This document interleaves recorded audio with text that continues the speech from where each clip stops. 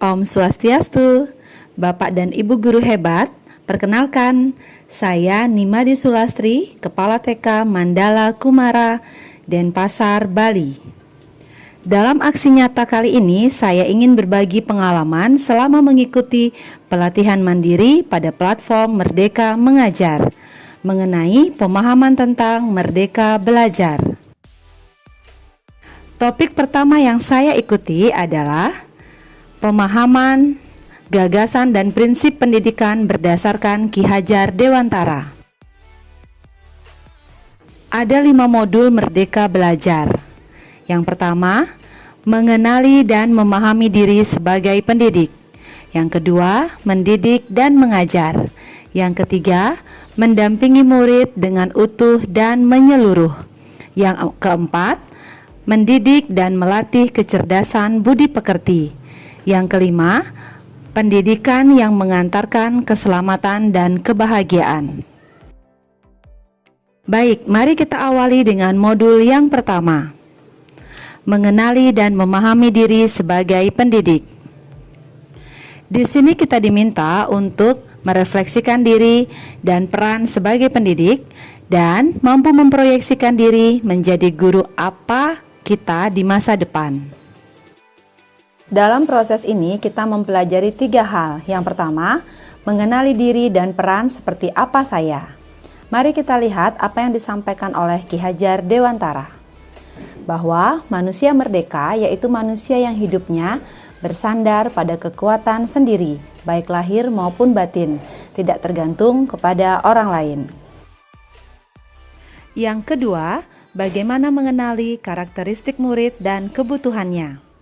Kita terlebih dahulu harus mengenali dan memahami kekuatan dan kelemahan kita sebagai pendidik. Karena pendidikan menuntun kekuatan kodrat yang ada pada murid sesuai dengan perkembangan zamannya.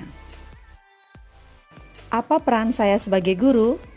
Ki Hajar Dewantara mengatakan bahwa anak-anak tumbuh dan hidup sesuai kodratnya sendiri. Pendidik hanya dapat merawat dan menuntun tumbuhnya kodrat itu. Dengan demikian, peran guru sangatlah penting dalam pembentukan karakter dan pengembangan kompetensi murid sesuai dengan kodratnya. Ingin menjadi guru seperti apa saya?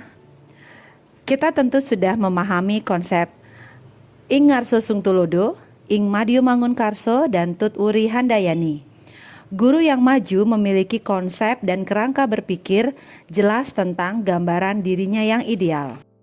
Ketika kita memahami kekuatan dan kelemahan kita, maka kita akan tahu apa yang dapat dioptimalkan dari peran kita sebagai seorang pendidik.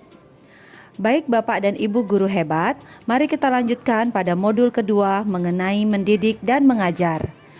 Dalam modul ini ada 3 hal yang harus diketahui, yaitu yang pertama, mendidik menyeluruh. Yang kedua, pendidikan selama 1 abad. Dan yang ketiga, menjadi manusia utuh, mendidik menyeluruh.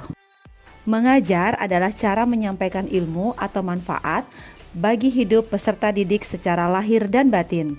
Sedangkan mendidik adalah menuntun segala kodrat yang ada pada peserta didik sehingga dapat mencapai keselamatan dan kebahagiaan.